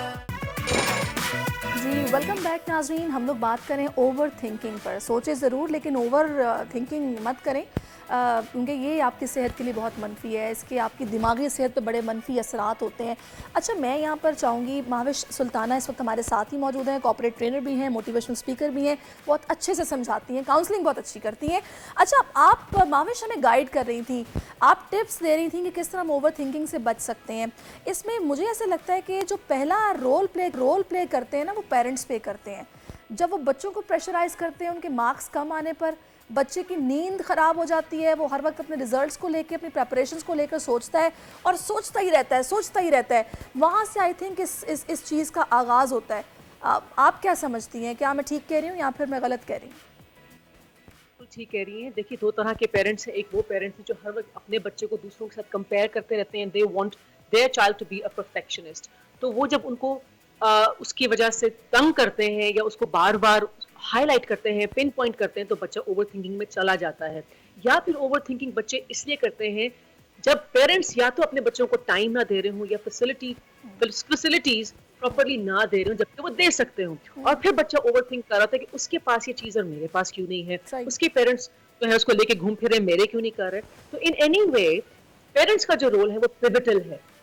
अब आपने जहाँ पे बार बार ओवर थिंकिंग की बात कर रहे हैं ना, तो हम ओवर थिंकिंग इस लिहाज से करना अपनी कमियों को देखते हुए कंपैरिजन करते हुए तो गलत है, लेकिन क्रिटिकल थिंकिंग को अगर हम देखें जो उसकी एक ऑपोजिट डायरेक्शन में एक एक्सट्रीमली बेनिफिशियल थिंकिंग है, और आज के टॉपिक जो हमारा है वर्ल्ड थिंकिंग डे उसके लिहाज से, तो क्रिटिकल थिंकिंग जो है ना उसको रिप्लेस अपने ओवर थिंकिंग को रिप्लेस करें क्रिटिकल थिंकिंग से, एनालाइज करें। अब ये तो खैर पेरेंटिंग सीखना, इस पर सेशंस लेना ये बहुत ज़रूरी हो गया आजकल के पेरेंट्स के लिए, क्योंकि अब दौर आ गया दूसरा, अब डिजिटल दौर है, बच्चे आपसे तेज़ हैं, आपको वो टेक्नोलॉजी नहीं पता जो बच्चों को मालूम पड़ रही है, और वो बहुत तेज़ी के साथ आगे बढ़ रहे हैं। ज़ाहिर है दुनिया से मुकाबला भी करना है, लेकिन मैं ये चाहूँगी कि आप वो लोग जो कि इस प्रॉब्लम का शिकार हो चुके हैं उनके लिए आप क्या मशवरा देंगी, वो किस तरह अपनी सोच को पॉजिटिव कर सकते हैं, ओवर थिंकिंग से निकल कर एक नॉर्मल इंसान की तरह सोच सकते हैं, हर इशू को जो नॉन इशू को भी इशू बनाया जाता है। और सीरियसली समटाइम मेरे साथ भी ये होता है कि मैं किसी चीज़ के बारे में बहुत सोचती हूँ, और जब वो फेस घुस जाता है तो मैं कहती हूँ तो कोई मसला ही नहीं था, मैंने तब भी सर पर सवार किया हुआ था, लेकिन ये कैसे मुमकिन है कि वो जो स्ट्रेस मैंने लिया वो मैं ना लूँ? कौन सी ऐसी देखिए, एक तो ऐसी चीज है, सबसे पहले आपको ये समझना है कि कोई भी चीज को जानने के लिए, उसकी जानकारी हासिल करने के लिए, जैसे आप कह रही कौन सी टिप, तो सबसे पहले तो reading and listening to all these forums is very important. तो वो तमाम लोग जो पढ़ते हैं और ये इस तरह के प्रोग्राम्स को सुनते हैं, जानकारी हासिल करते हैं, तो वो जब कतरा भी उनके जहन में पड़ता है ना, तो आपको पता लग जाता है कि यार over thinking is a problem. Number 2, अगर आप सिर्फ ये सोच लें कि अगर मेरे हाथ में एक रस्सी है और मैं गुस्से में उस रस्सी को अपने हाथ में मरोड़ी जा रही हूँ, ना रस्सी का नुकसान हो रहा है, ना उस शख्स का या उस पॉइंट का, उस इशू का नुकसान हो रहा है जिसकी वजह से मैं कोड़ रही हूँ, नुकसान किसका हो रहा है? मेरे हाथ का। I am hurting myself. तो जब आप ओवर थिंकिंग कर रहे हैं, you are only hurting yourself, you are hurting your brain, you are hurting your body, और उससे फिर बाद में आगे जाके असर जाएगा आपके फैमिली मेंबर्स तक, आपके सिबलिंग्स, आपके काम। सबसे पहले तो you are hurting yourself. आपको अगर सांप और कुल्हाड़ी का वाकया याद हो, तो गुस्से में वो कुल्हाड़ी को डसता है और फिर उसी के इर्द गिर्द उसको, कुल्हाड़ी को मारने के लिए उसके इर्द गिर्द अपने आप को लपेटता है। इवेंचुअली नुकसान तो सांप का हुआ, वो मर गया, ठीक है। तो उस इशू का या ओवर थिंकिंग का जो पॉइंट है, जिसने वो क्रिएट किया, उसको कुछ फर्क नहीं पड़ रहा। बिल्कुल। Stop hurting yourself. इसमें एक चीज़ और भी है, मैंने ऐसे बहुत सारे लोग देखे हैं कि जो लोग किसी भी मैटर में पॉजिटिव बाद में सोचते हैं, नेगेटिव पहले सोचते हैं। ओवर थिंकिंग तो वो कर ही रहे होते हैं, लेकिन उसके बाद वो नेगेटिव थिंकिंग बहुत ज़्यादा करते हैं। मतलब वो उसका पॉजिटिव पहलू नहीं सोचेंगे, पहले कहेंगे अगर ये हो गया तो ये ना हो जाए, और उसके बाद वो चीज़ उनकी लाइफ में इस कदर, मतलब वो उन पर वो समझने के हावी हो जाती है कि वो एक एज होती है ना जिसमें आप इमेच्योर होते हैं, आपको इतनी अकल नहीं होती है। अकल आ भी जाए तो आपकी ये आदत नहीं जाती कि आपने पहले नेगेटिव सोचना है उसके बाद पॉजिटिव सोचना है। ये इससे कैसे निकला जाए? किसी भी हैबिट को ब्रेक करना is a very difficult thing. Again, I'm just repeating myself. I'm sorry if I sound like a broken record, but you have to read a lot. One has to read. One has to stay in touch with all these, forums जहाँ पे इस तरह की अच्छी information मिल रही होती है, because पढ़ के कतरा आपके अंदर चेंज आना शुरू हो जाती है। और अगर आप listening और reading की तरफ नहीं जा सकते, then you have your friends and your near and dear ones who are honest and can continuously, politely, positive criticism के साथ आपको बताते रहें कि नहीं, look at the brighter side, look इसका ये बेनिफिट है, look at the positive side of things.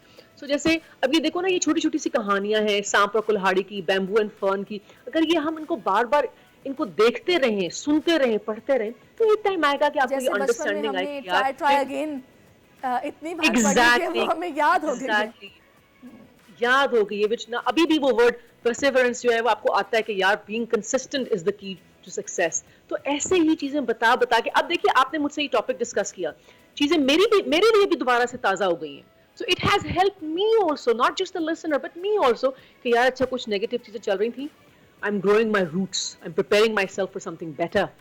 सो इसलिए ये चीजें पढ़ने से, सुनने से, लोगों को देखने से अपने इंस्पिरेशन बहुत ज़्यादा फ़र्क पड़ता है, and there is no short fix for it कि एक मिनट के अंदर कोई मैजिकल वॉन्ड और बिबिटी बाबटी बू और एक इंसान के अंदर चेंज आ जाए.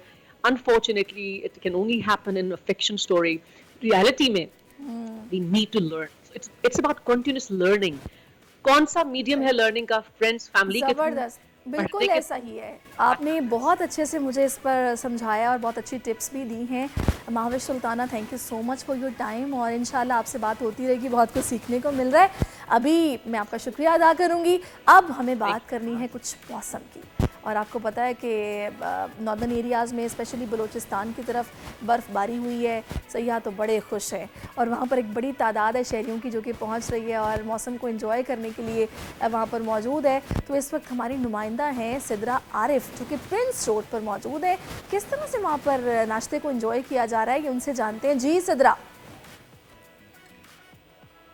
कोयटा समेत बलूचिस्तान के बिस्तर अज़ला में सर्दी की शिदत में इजाफा हो गया है.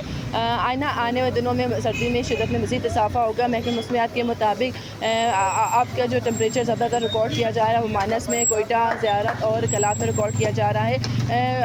अभी की बात की जाए तो इस टाइम जो है वो कोयटा में मौसम सर्द है और साथ साथ खुश्क भी है, और बादलों का जो बादल जो है वो छाए हुए हैं. लेकिन यहाँ पे मैं मौजूद हूँ एक होटल में, जहाँ पे हम जानेंगे कि कोयटा में सर्दी की इस शिद्दत का मुकाबला करने के लिए जो कोयटा की आवाम है वो किस किस्म का नाश्ता करती हैं.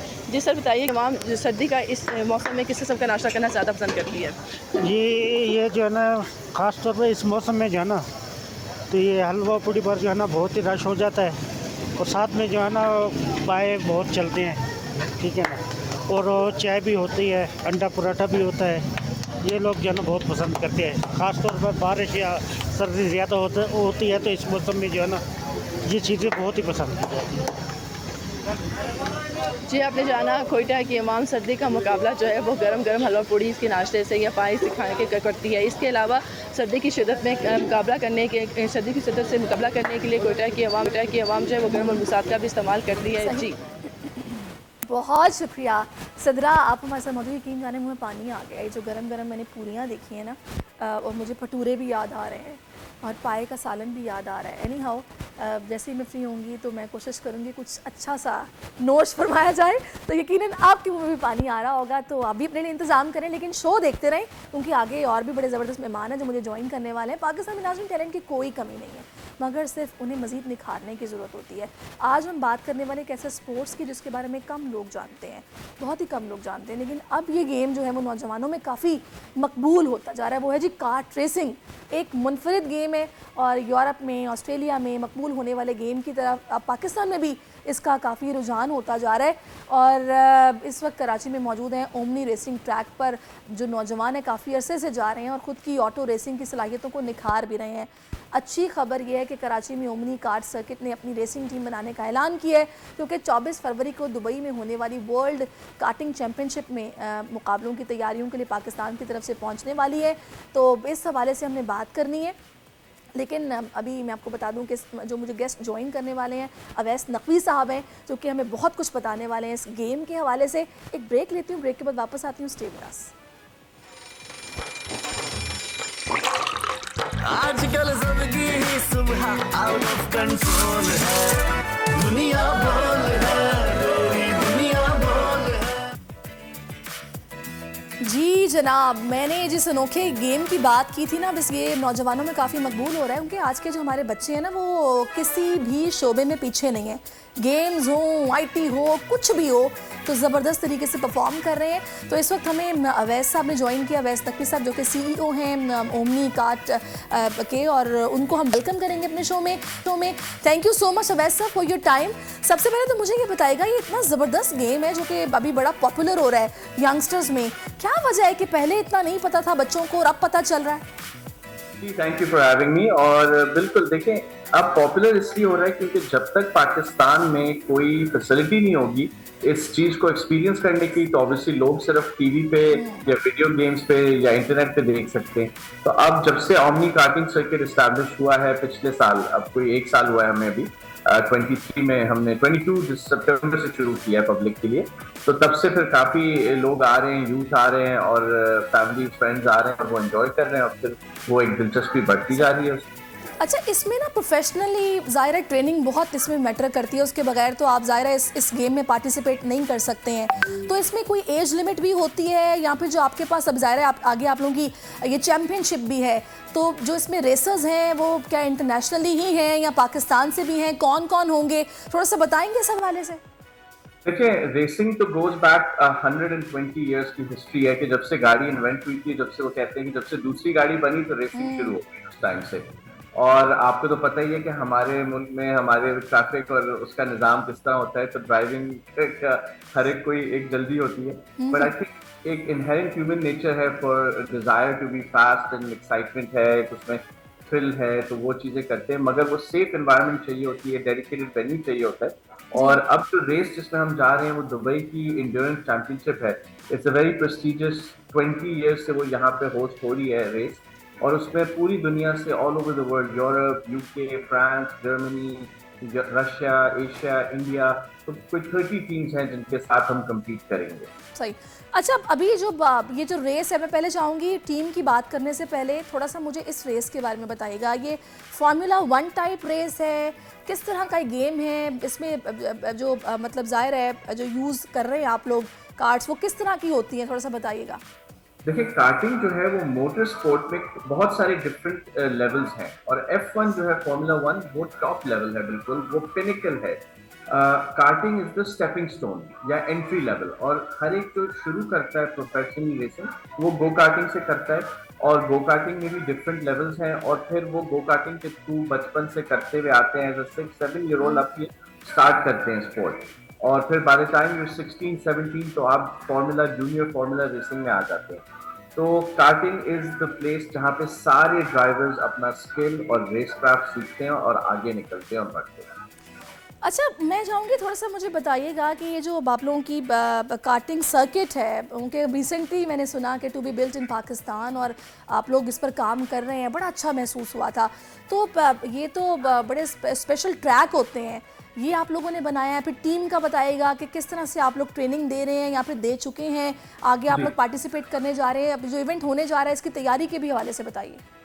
देखिए, होता ही है कि जब कोई ट्रैक बनता है तो वो सारी इक्विपमेंट और फैसिलिटीज पब्लिक को प्रोवाइड करता है, चाहे वो रेसर्स हो चाहे वो जनरल पब्लिक हो, और यही हम करते हैं। हमारे पास भी हमारी कोई फ्लीट है 60 गो कार्ट्स की, बच्चों से लेके अडल्ट्स की और हाई परफॉर्मेंस, और लोग आते हैं और उनको फिर वो सेशन अपने बुक करके चलाते हैं, और इसी तरह रेस में लोग एंट्री करते हैं। तो यहाँ दुबई में भी यही है कि कार्ट्स जो है वो सारी ट्रैक प्रोवाइड करता है, और हम टीम लेके आए हैं, 4 मैन टीम लेके आए हैं, और प्रेपरेशंस हमने यहाँ पे अपने ट्रैक पे, क्योंकि हमारे पास एक इंटरनेशनल स्टैंडर्ड ट्रैक है पाकिस्तान में, तो हमने जितनी बेस्ट कर सकते थे वो हमने प्रैक्टिस की है और चलाया है। लास्ट ईयर हमने एक लोकल रेसिंग चैंपियनशिप भी रखी थी 4 राउंड्स की, तो पहली दफ़ा पाकिस्तान में। तो ये सब वो चीज़ें हैं जो हम करके और अब आगे कोशिश कर रहे हैं कि जो सीख रहे हैं हम लोग और डेवलप हो रहे हैं एज ड्राइवर्स लोकली, तो हम इंटरनेशनल एक्सपोजर लें और अपने को कम्पीट कराएं against the top drivers and teams internationally. और अच्छा, ये जो आप लोग लोकल ड्राइवर्स को ज़ाहिर आप लोग ट्रेन कर रहे हैं, ट्रेनिंग कितने अरसे की है? फिर दूसरा ये भी बताएगा, जैसे हम देखते हैं गोल्फ है, टेनिस है, ये एक्सपेंसिव गेम्स हैं, यानी कि इस पर ज़ाहिर है पैसा भी खर्च होता है, ये कितना एक्सपेंसिव गेम है? इस हवाले से भी थोड़ा सा हमें बताइएगा। देखिए, ये गेम तो सबसे ही ज़्यादा एक्सपेंसिव है। It ranks amongst the most expensive sports, something like जैसे polo is an expensive sport, motor sports is very expensive sport, and you know sailing is an expensive sport, तो these वहाँ पे rank करता है। मगर हमने कोशिश की है कि हम एक रीजनेबल प्राइस पॉइंट रखें जिस पे लोग इसको पाकिस्तान में अफोर्ड करके कर सकें, मगर फिर भी ये एक हायर इनकम ग्रुप की ही एक्टिविटी है। और हम कोशिश ये कर रहे हैं कि भाई हम स्टैंडर्ड मेंटेन करें, और drivers over the course of the past year हमने देखा है कि कौन से अच्छे ड्राइवर्स टॉप के जो टाइम सेट कर रहे हैं और जो हमारी रेसेस में परफॉर्म कर रहे हैं, तो उन जो बेस्ट कोच थे उनको हमने सेलेक्ट करके लेके आए हैं। अच्छा, अभी आपने लोकल जो रेसर्स की बात की है, ड्राइवर्स की बात की है, उनको आप लोग किस तरह ट्रेन कर रहे हैं, या कराची के शहरियों को आप लोग किस तरह फैसिलिटेट, सर्विसेज आप लोगों की किस तरह की हैं, थोड़ा सा इस हवाले से भी बताइए। देखिए, सर्विसेज जो है वो हम बच्चों की कार्टिंग देते हैं जो 7 to 14 ईयर ओल्ड्स के लिए होती है, जूनियर कार्ड्स कहलाती हैं, और फिर हम अडल्ट कार्ड्स हैं जो 15 एंड अबव के लिए हैं, मेल और फीमेल कोई भी आ सकता है इनमें। और पहले स्टार्ट ये होता है कि आप आते हैं और आप हमारे यहाँ अराइव एंड ड्राइव सेशंस करते हैं, अपने सेशन बुक करते हैं और फिर आप अराइव एंड ड्राइव होके लाता है 15 मिनट के सेशंस और वहाँ से आप सीखना शुरू करते हैं। और जब आप थोड़ा बेहतर होते हैं तो जो शौकीन है ज़रा ज़्यादा और जो एस्पायर करते हैं टू बिकम रेसर्स, वो फिर जो हमारी रेसिंग कॉम्पिटिशन जो हमने लास्ट ईयर की थी, वो जो हैं ड्राइवर्स वो उनमें फिर एंटर करके पार्टिसिपेट करते हैं और उधर फिर सीखने को मिलता है उनको, क्योंकि वो फिर सारे कॉम्पिटिशन लेवल पे चला रहे हैं अच्छे ड्राइवर्स के साथ और इस तरह से फिर आगे बढ़ते हैं। सही। अच्छा, अब इसमें मुझे वैसा ये भी बताइएगा कि ये ट्रेनिंग कितने टाइम की होती है और जो आगे ज़ाहिर फ्यूचर प्लान रखता हो प्रोफेशनली भी मतलब जाने का या फिर पार्टिसिपेट करने का इंटरनेशनल इवेंट्स में, उनको आप लोग किस तरह फैसिलिटेट करते हैं या फिर उनको हेल्प आउट करते हैं जो कि शौक़ रखते हैं लेकिन ज़ाहिर समटाइम वसाइल की भी कमी होती है? जी, तो देखें एटलीस्ट अच्छा रेसर बनने के लिए और अपना ये टैलेंट डेवलप करने के लिए एक इंडिविजुअल को हफ्ते में एटलीस्ट 3-4 दफ़ा आना है और 2 से 3 सेशन करने होंगे। तो रफली अगर हम करें कि भाई 3 टाइम्स को कोई 12-15 सेशन हफ्ते के काटे के किसी एक इंडिविजुअल को करने होंगे in order to develop and become a good driver. So एक तो ये बात हो गई। दूसरी ये है कि अभी डेडिकेटेड कोचिंग प्रोग्राम नहीं शुरू किया है, अभी हम लोग सॉर्ट ऑफ पर्सनलाइज्ड रेसिंग और उस तरह से ऑब्जर्व करके चल रहे हैं, आगे चल रहे हैं, मगर वो भी इंशाल्लाह लाएंगे। और फिर जो बेस्ट इंडिविजुअली आता जाएगा, बनता जाएगा, डेवलप होता जाएगा एज ए ड्राइवर, उसको हम ओमनी रेसिंग जो हमने टीम बनाई है और ये टीम बनी ही इस पर्पस के लिए कि उन अच्छे ड्राइवर्स को फैसिलिटेट किया जाए। और ये अभी जो एफर्ट है वो हमारा कम्प्लीटली ओमनी का पर्सनली फंडेड और वेंचर है, कोई स्पॉन्सर्स वगैरह नहीं है, ये हमने ही सारा खर्चा बर्दाश्त करके और ये 4 ड्राइवर्स को हम लेके आए हैं और इनको ये एक्सपोजर दे रहे हैं और इस इवेंट के लिए इंटरनेशनली लेकर आए। इंशाल्लाह और भी आगे जाएंगे, हम यूरोप की भी रेसेस में जाएंगे, नॉर्थ अमेरिका में जाएंगे, तो अच्छा, ये प्लान है। अच्छा, मुझे ये बताइएगा जो आप लोगों की फैकल्टी है यहाँ पे, कोचिंग स्टाफ है, वो आप लोगों ने क्या इंटरनेशनली हायर किए हैं या फिर वो आप लोगों के अपने ही हैं जो बाहर से सीख के आए हैं या फिर उन्होंने ट्रेनिंग ली है? कुछ उस बारे से बताइए। बहुत अच्छा क्वेश्चन है और बिल्कुल हमने अभी क्या कर रहे हैं कि I am one of the instructors कह लें एंड ड्राइवर्स, मैं खुद रेस भी करता हूँ साथ और मैं इन ड्राइवर्स को जो यंग अपस्टर्स आ रहे हैं उनको ऑब्जर्व भी करता हूँ, उनको सिखाता भी हूँ, टिप्स भी देता हूँ। और इसी तरह कुछ हमारे मेरे पर्सनल फ्रेंड्स हैं जो बाहर रेसिंग करते हैं, पाकिस्तानी हैं, तो उनको भी हमने बुलाया है और वो आए हैं, उन्होंने हमें काफ़ी हेल्प की है और हमें असिस्ट किया है और चीज़ें एक्सप्लेन की हैं और गाइड किया है। तो फ्रॉम टाइम टू टाइम हम उनको भी बुला लेते हैं और फिर यहाँ पे हम जो एक्सपोजर लेने जा रहे हैं बाहर, वो जब वापस पाकिस्तान आते हैं तो they bring back that knowledge and skill set और फिर वो आपस में डिस्ट्रीब्यूट होता है, मतलब उनसे फिर दूसरे जो लोकल ड्राइवर्स हैं वो सीखते हैं। तो ये चलें जी, you guys are doing great job. जाहिर है जो इस खेल को से प्यार कर, आप लोग इस वक्त बड़े बेहतरीन लोग हैं।